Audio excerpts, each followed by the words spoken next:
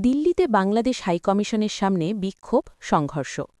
ভারতের কেন্দ্রীয় রাজধানী নয়াদিল্লিতে বাংলাদেশ হাইকমিশনের সামনে একদল বিক্ষোভকারী নিরাপত্তা ব্যারিকেড ভেঙে ভেতরে ঢোকার চেষ্টা করেছে। আজ মঙ্গলবার দুপুর ১২টার দিকে এই ঘটনা ঘটে। এরপর পশ্চিমবঙ্গের রাজধানী কলকাতায় বাংলাদেশ উপ হাইকমিশনের সামনেও একই ধরনের প্রচেষ্টা নিয়েছিল বিক্ষোভকারীরা। ভারতীয় সংবাদমাধ্যম দ্য হিন্দু দেশটির সংবাদ সংস্থা পিটিআই-এর বরাত দিয়ে জানিয়েছে, কলকাতায় বাংলাদেশ উপ হাইকমিশনের সামনে ব্যারিকেড ভেঙে ঢুকে পড়ার চেষ্টা করেছিল বিক্ষোভকারীরা। পরিস্থিতি সামাল দিতে রীতিমতো হিমশিম খেতে হয়েছে পুলিশকে। বাংলাদেশে হিন্দুদের উপর হামলার প্রতিবাদ জানাতে কয়েকশো মানুষ সেখানে জড়ো হয়েছিল। কারা এই বিক্ষোভের ডাক দিয়েছিল তা উল্লেখ করেনি পিটিআই বা দ্য হিন্দু, তবে তাদের শেয়ার করা ভিডিওতে দেখা গেছে একদল লোক গেরুয়া রঙের পতাকা হাতে উত্তেজিত হয়ে ব্যারিকেড ভাঙার চেষ্টা করছে। এছাড়া গতকাল সোমবার পশ্চিমবঙ্গ বিজেপির নেতা শুভেন্দু অধিকারীর নেতৃত্বে বাংলাদেশ বিরোধী বিক্ষোভ হয়। এর আগে আজ সকালের দিকে ভারতের রাজধানী নয়াদিল্লিতে বাংলাদেশ হাইকমিশনের সামনে বিশাল বিক্ষোভ শুরু হয়। বিক্ষোভকারীরা নিরাপত্তা ব্যারিকেড ভেঙে হাইকমিশনের ভেতরে ঢোকার চেষ্টা চালায়। পরিস্থিতি নিয়ন্ত্রণে আনতে আশপাশ এলাকায় নিরাপত্তা বাহিনীর উপস্থিতি বাড়ানো হয়।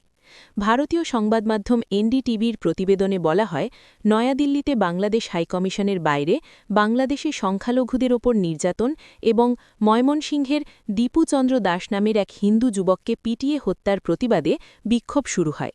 পরিস্থিতি বেশ উত্তপ্ত হয়ে ওঠে। বিক্ষোভকারীরা ব্যারিকেড ভেঙে ভেতরে ঢোকার চেষ্টা করে। নিরাপত্তা বাহিনী পরিস্থিতি নিয়ন্ত্রণের চেষ্টা করে। হিন্দুত্ববাদী গোষ্ঠী বিশ্ব হিন্দু পরিষদ ও বজরং দলের এই কর্মসূচিকে কেন্দ্র করে হাইকমিশনের সামনে নিরাপত্তা জোরদার করা হয়।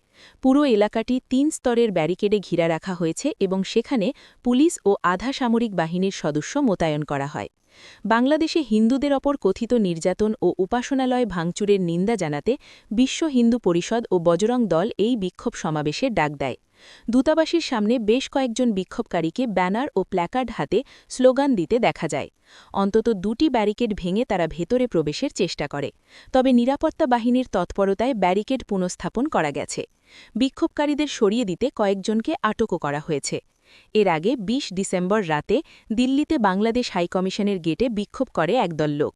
এ বিষয়ে দিল্লিতে বাংলাদেশের প্রেস মিনিস্টার মোহাম্মদ ফাইসাল মাহমুদ গণমাধ্যমকে বলেন, শনিবার রাত ৮:৩০ থেকে ৮:৪ নাগাদ ৩টি গাড়িতে করে কিছু লোক এসে বাংলাদেশ ভবনের গেটে দাঁড়িয়ে কিছুক্ষণ চিৎকার করে।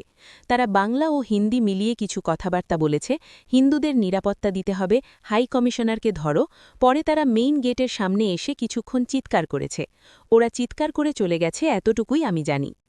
পরে বাংলাদেশ হাইকমিশনের সামনে ২০ ডিসেম্বর শনিবার একদল বিক্ষোভকারীর জমায়েত নিয়ে বাংলাদেশি গণমাধ্যমে প্রকাশিত সংবাদকে বিভ্রান্তিকর প্রচারণা বলে আখ্যা দেয় ভারত। দেশটির পররাষ্ট্র মন্ত্রণালয়ের মুখপাত্র রণধীর জায়সওয়াল রোববার ২১ ডিসেম্বর একটি বিবৃতিতে এমন দাবি করেন। রণধীর জায়সওয়াল বলেন, এই ঘটনা নিয়ে আমরা বাংলাদেশি কিছু গণমাধ্যমে বিভ্রান্তিকর প্রচারণা লক্ষ্য করেছি।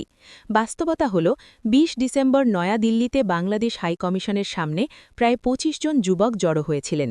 ওই যুবকেরা ময়মনসিংহের ভালুকায় পোশাক শ্রমিক দীপুচন্দ্র দাসের নৃশংস হত্যার প্রতিবাদে স্লোগান দিচ্ছিলেন এবং বাংলাদেশে সংখ্যালঘুদের নিরাপত্তা নিশ্চিত করার দাবি জানাচ্ছিলেন। মুখপাত্র বলেন, বিক্ষোভকারীরা হাই কমিশনের নিরাপত্তা বেষ্টনী ভাঙার চেষ্টা করেনি বা কোনো নিরাপত্তা ঝুঁকি তৈরি করেনি। প্রতিক্রিয়ায় ভারতের প্রেস নোটকে দ্ব্যর্থহীনভাবে প্রত্যাখ্যান করে বাংলাদেশ। একই সঙ্গে কূটনৈতিকভাবে অত্যন্ত সুরক্ষিত এলাকায় কিভাবে বিক্ষোভকারীরা প্রবেশ করতে পারল তা নিয়ে গুরুতর নিরাপত্তা ঘাটতির প্রশ্ন তোলে ঢাকা। পররাষ্ট্র উপদেষ্টা তৌহিদ হোসেন ২১ ডিসেম্বর বিকেলে সাংবাদিকদের বলেন, ভারতের ওই প্রেস নোটের বিষয়টি আমরা সম্পূর্ণভাবে প্রত্যাখ্যান করছি। বিষয়টি এমনভাবে উপস্থাপন করা হয়েছে যেন এটি খুবই সাধারণ ঘটনা, অথচ বাস্তবে তা নয়। আমাদের মিশন কূটনৈতিক এলাকার একেবারে ভেতরে অবস্থিত, কোনোভাবেই প্রান্তিক এলাকায় নয়। পররাষ্ট্র উপদেষ্টা বলেন, ভারতের প্রেস নোটে বিষয়টি অতি সরলীকরণ করা হয়েছে, অথচ নয়াদিল্লিতে বাংলাদেশ মিশন একটি অত্যন্ত সংবেদনশীল এবং সম্পূর্ণ সুরক্ষিত কূটনৈতিক অঞ্চলের গভীরে অবস্থিত। পররাষ্ট্র উপদেষ্টা প্রশ্ন তোলেন, কিভাবে ২৫-৩০ জনের একটি দল, যাদের একটি উগ্র হিন্দু সংগঠনের সদস্য হিসেবে বর্ণনা করা হচ্ছে, এমন সংবেদনশীল এলাকায় প্রবেশ করতে সক্ষম হল। তিনি বলেন, স্বাভাবিক পরিস্থিতিতে অনুমতি ছাড়া সেখানে পৌঁছানো সম্ভব হওয়ার কথা নয়।